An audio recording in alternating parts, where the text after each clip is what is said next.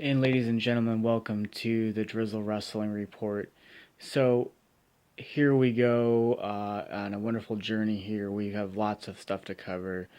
The first thing we're gonna discuss real fast is WWE meeting with New Japan talent such as Naito and a few of their major stars. Honestly, Will Ospreay was also recently interviewed as far as possibly having a career in NXT. Naito was not interested. As reportedly, he left the interview and did not come back to it. So that is not an option. Will Ospreay, I could see that possibly being, something that could eventually happen. I know that Kenny Omega has been on a few radio shows and podcasts discussing about his future when his deal is done. So he could eventually come to the WWE. I think that he would do actually very well on SmackDown, honestly, with the talent that's there. Not so much Raw, because I don't think that the talent there is really good for him to feud with. Um, what I've noticed honestly so far is a lot of confusion going on, a lot of injuries happening to prevent solid pay per views lately. Becky Lynch has been dealing with severe injuries for a very long time, such as like a cracked jaw, now a nose injury, and a concussion. Which is being reported that it could end up being a situation where she might not even compete at Survivor Series this Sunday.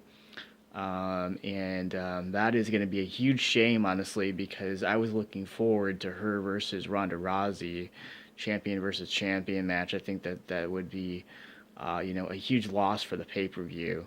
Um,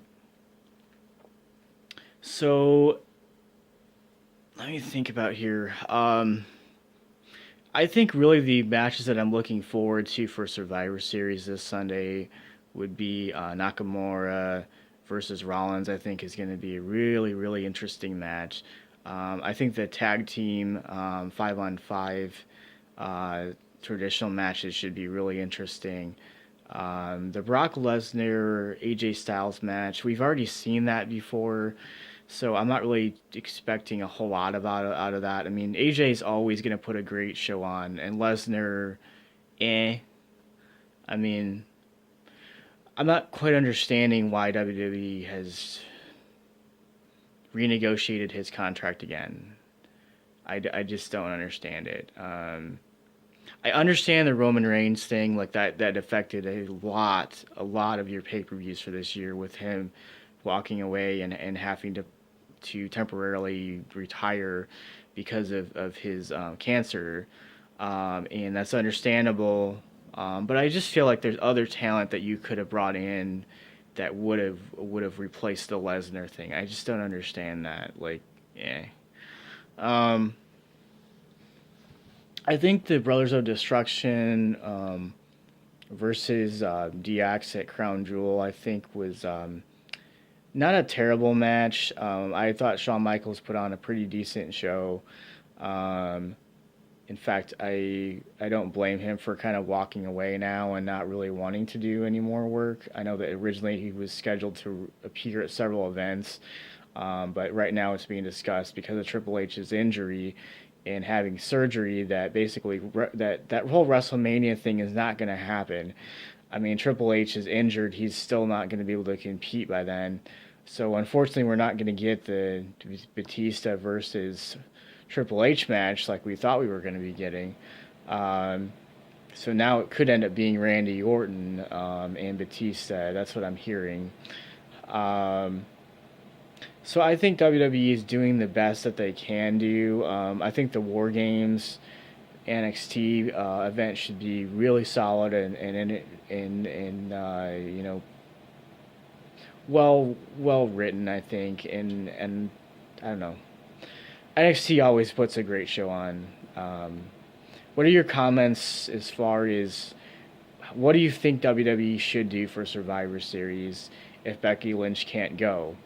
Um, my situation is to resolve that is why not book um, a female wrestler who competed at Evolution. I mean, like a Nikki Bella. I mean, Michelle McCool. I mean, Tori Wilson. I mean, bring back somebody. Maybe Alita. A Trish Stratus. Somebody like that. I mean, you're gonna have to do something with that whole situation if Becky can't go, because you built her up as this huge, superstar and badass towards Ronda Rousey in this rivalry, and you're not gonna be able to do anything with it. And I think that's gonna really hurt your brand going forward. Um, the tag team division on both SmackDown and Raw, I've been really impressed with it. I really like the fact that they're pushing Bobby Roode and Chad Gable. I think they should do that on Raw. They're a great tag team. Authors of Pain also a great tag team. I don't know. I mean, SmackDown has the New Day, Usos, Showbar. I can't remember all the tag teams on there, but those are the ones that are more popular. Um, my concern with Survivor Series is you're also not building like the 5-on-5 matches. I feel like the people who are for Team Raw and Team SmackDown, like, why is there no Kurt Angle? Like, I don't understand that at all. Um, or why don't you have Corbin versus Angle? I just don't get that. Like, I'm a Kurt Angle fan, and I feel like you're not utilizing his wrestling uh, the way you should be booking it. Kurt Angle could get you the types of matches that you want on Raw for pay-per-views. Um, and that's fine if you want to do Strowman versus, Corbin, that's fine. I mean, that happened, for a reason. But I don't know. I'm not understanding Raw's booking right now. I just think it's not what it should be. I am glad that they're pushing, younger talent and stuff. But the women's division on Raw, I think, is pretty solid. We've had great matches of the last two pay-per-views. So yeah, but we'll move on a little bit. Jordan Grace made her debut on Impact against Katrina, or as we all know her as Winter. I like Impact, honestly. Like, I didn't used to watch Impact, but I like the fact that they're pushing, the women as well, like, Scarlett and, I mean, Katrina has always been a great talent. I knew her from many, many moons ago when she was in WWE and ECW and, other stuff, Raw. Um, I think that, Johnny Impact, Moose, Killer Cross, yeah, I just feel like they're finally pushing the talent. I like the fact that Eli Drake, has been building his character, working on a lot of things. Although I don't know, Eli Drake's always been one of my favorite Impact superstars. He's just entertaining. Um, Going forward, I think that Impact is going to be, perfectly fine with the talent that they have. I mean, they're getting their women's division in order. The Knockouts division is really great right now.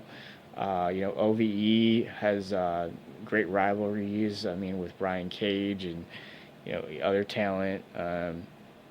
And my concern is no Austin Aries though. Could end up hurting you in the future. I would have negotiated something with him, honestly, to bring him back. Because I enjoy Austin Aries. I always thought he was a really great talent. And there's even talks about bringing Jericho in, which I'm not against that either. Um, Ring of Honor, I've noticed that um, a lot of weird stuff has been going on. Like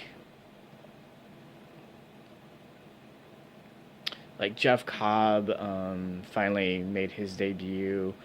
Ring of Honor is developing their talent, definitely, absolutely. I've always liked that aspect of Ring of Honor is that they build their ground up, as far as their talent. And Jay Lethal has always put on a great, championship matches and years. Um, you know, I think Daniels and Kazarian and the machine guns I think have been putting up a decent amount of matches as well. Um, the women's division I feel like in Ring of Honor has been pretty decent. I mean, plus you bring in, Madison Rain, and I think that that's a well put together talent who could do many great things for you. In the Women of Honor, division. Um, but again, you're losing some talent too because some of your talent's going to other companies Impact and stuff. So, but yeah, I look forward to what Ring of Honor's been doing. I think that they're really trying to, develop, uh, different talent, women and men in the Indies. I think have a place to go, and they're absolutely having great success. Um, the other thing that's really interesting that I want to bring up to everybody's attention is Jim Ross and several other people have been talking to Access TV about starting a new wrestling, um, I guess, company in the next few years. Um, and other talents been contacted that are going to be free agents about possibly starting this company and having it aired on Access Television. So that's been kind of a rumor that's been going around as well. Jericho was also in that mention as far as helping with building it. I'm not exactly sure what's going on with that right now. That again, that's just a rumor that's going around. Um, with that, I was able to watch Crown Jewel. Um, wasn't that a horrible, horrible pay per view? Oh God. Okay, so the tournament was fairly good. That's the strong point. Um, the championship matches, not so much. Those would get like a 4 in my book. Yeah. The only high point, in my opinion, of that whole entire pay per view was. Boy, let me think here. Probably the Brothers of Destruction versus DX. That was probably the only good aspect of that pay per view. Um, what would I rate the pay per view? Probably a 5, honestly, out of 10. It was not really something that I would watch again. I was happy to see Mysterio though compete and Jeff Hardy. I've always been a fan of both of them. AJ Styles put up a decent match against Samoa Joe, like he always does. I mean, AJ's always going to be a great talent. So I mean, um, the Lesnar and Strowman match was pure garbage. Um, it was one of the worst matches I've ever seen. I mean, the match lasted like 2 minutes, honestly. Um, and the whole Shane McMahon winning the Best in the World tournament, um, I'm not really sure where they're going with this at this point. I keep scratching my head, like, why does this make sense? To me, it makes no sense whatsoever because Shane is not an active competitor. Unless they are building up some type of WrestleMania match for him to have later on with somebody.